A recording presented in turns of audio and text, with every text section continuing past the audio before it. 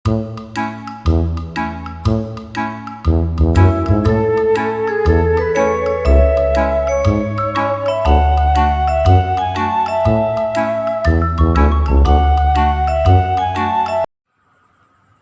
teman-teman semua dan ibu dosen. Di awal materi kami ada dua pertanyaan yang perlu kita ketahui dan bahas bersama. Yang pertama itu, mengapa perlindungan anak itu sangat penting? Karena anak-anak merupakan penerus bangsa yang perlu kita lindungi agar tumbuh dan kembang mereka dengan baik.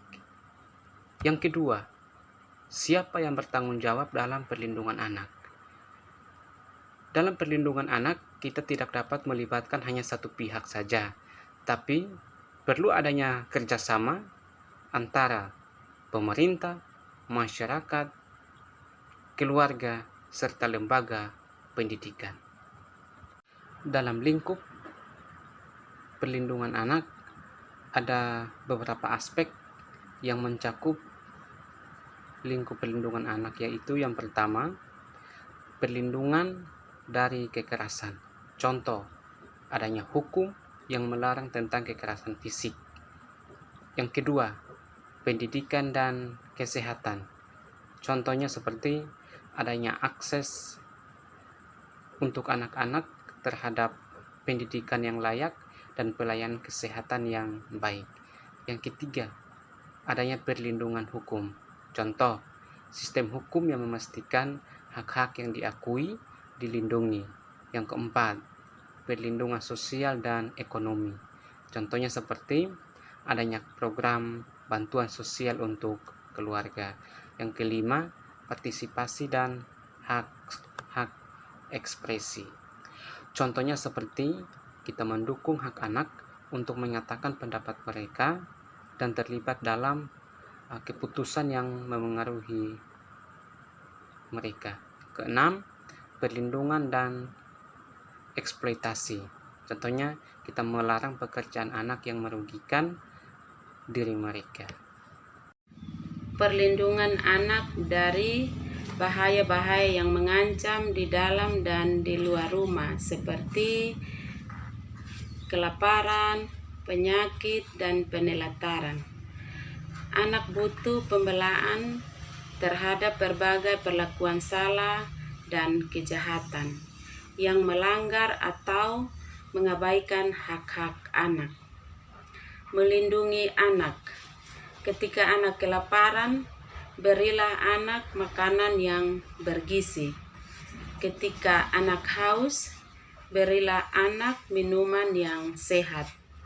Ketika anak sedih, menangis, resah dan gelisah, hiburlah anak dan ajak anak berbicara hati ke hati.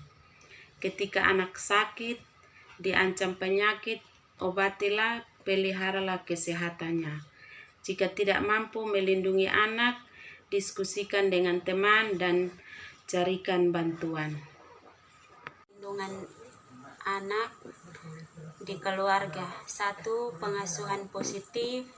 Yang kedua, komunikasi terbuka. Yang ketiga, keamanan fisik dan emosional. Keempat, pendidikan tentang hak anak. Yang kelima, batasan digital dan kontrak medsos. Kelima, keberlanjutan finansial. Keenam, model perilaku positif orang tua. Yang ketujuh, pencegahan kekerasan dan pelecehan.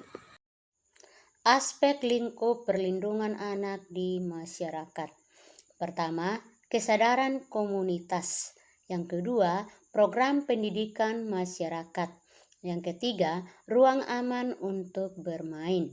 Yang keempat, komitmen terhadap kesejahteraan anak. Yang kelima, keamanan jalan dan transportasi.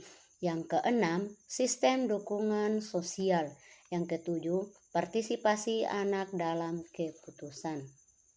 Aspek lingkup perlindungan anak di sekolah. Yang pertama, kebijakan anti-bullying. Yang kedua, pelatihan staf dan guru. Yang ketiga, pengawasan dan keamanan fisik, kesehatan dan konseling. Terus yang berikut pendidikan seksual dan pencegahan pelecehan. Terus partisipasi orang tua. Dan yang terakhir peraturan yang jelas dan diterapkan. Instrumen monitoring pelanggaran anak. Yang pertama, survei kepuasan anak. Yang kedua, laporan kejadian pelanggaran hak anak. Yang ketiga, evaluasi program pendidikan. Yang keempat, audit pusat perlindungan anak. Yang kelima, analisis statistik terkait kesehatan anak.